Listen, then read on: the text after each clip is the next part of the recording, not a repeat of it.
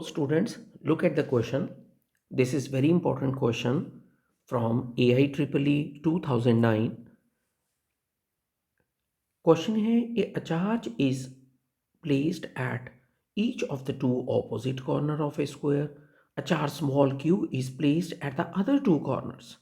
If the net force on capital Q is absent or zero, so what is Q ratio Q? So question is very important. जरा ध्यान से इसे देखना. इस question में आपको जो चार्ज गिवन है उनको जरा ध्यान से देखें.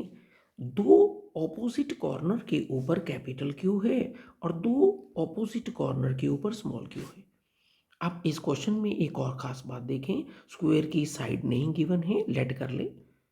ये मैंने इसकी साइड को लेट कर लिया. अब मेरे को किसी एक कॉर्नर के ऊपर सुपरपोजिशन प्रिंसिपल लगाकर नेट फोर्स निकालनी है. और उसने कहा क्वेश्चन में कि कैपिटल क्यू के ऊपर जो है वो नेट फोर्स जीरो होनी चाहिए. सो सिलेक्ट एनी कैपिटल क्यू, इसकी हम नेट फोर्स को जीरो कर देंगे.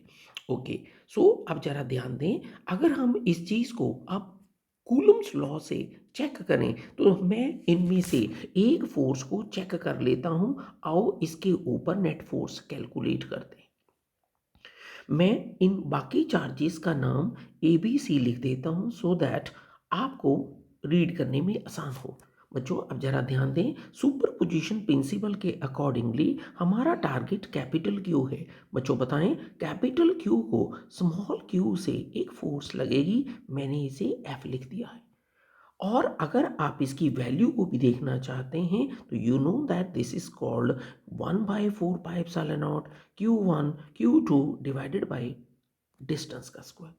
लेकिन अगर आप इसे देखें तो A से यहाँ पर एक फोर्स लगी, लेकिन बिल्कुल ऐसी ही फोर्स C से भी लगी है. Have a look on the question. यहाँ से जो फोर्स लगी है इसका नाम भी मैंने F क्यों लिखा, बिकॉज इस क्वेश्चन में भी जो चार्जेस हैं वो दोनों सेम हैं जो इंटरेक्ट कर रहे हैं and the distance is still same.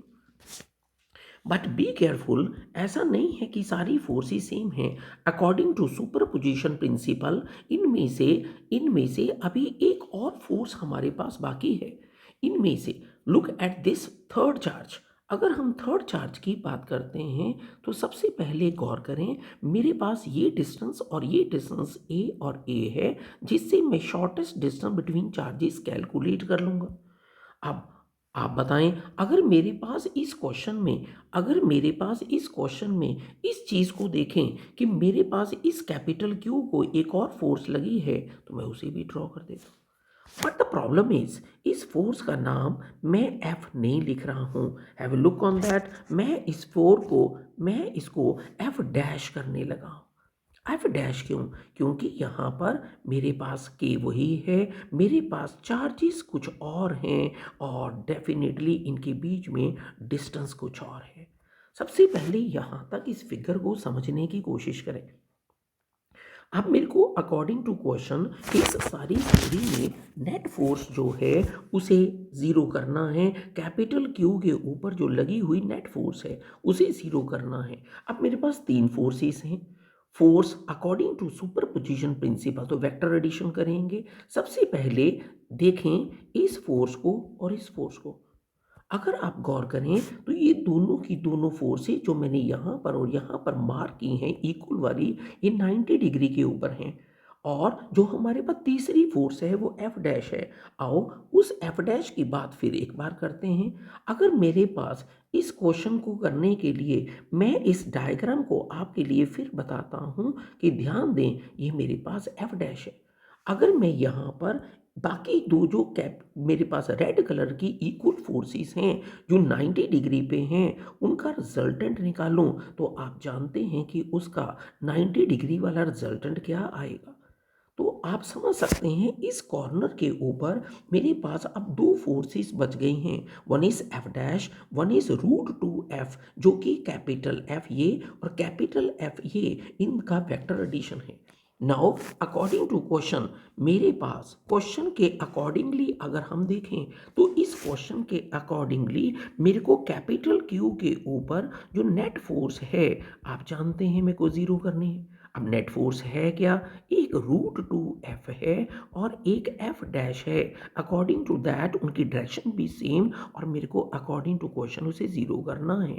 मैं यहाँ पर एफ की वैल्यू जिसका नाम है के Q and Q divided by A square, दूसरी फोर्स है एफ डैश जिसका नाम है के Q and Q divided by A square और रूट टू के कारण यहाँ टू आ जाएगा, यहाँ पर मैं ज़ीरो कर रहा हूँ।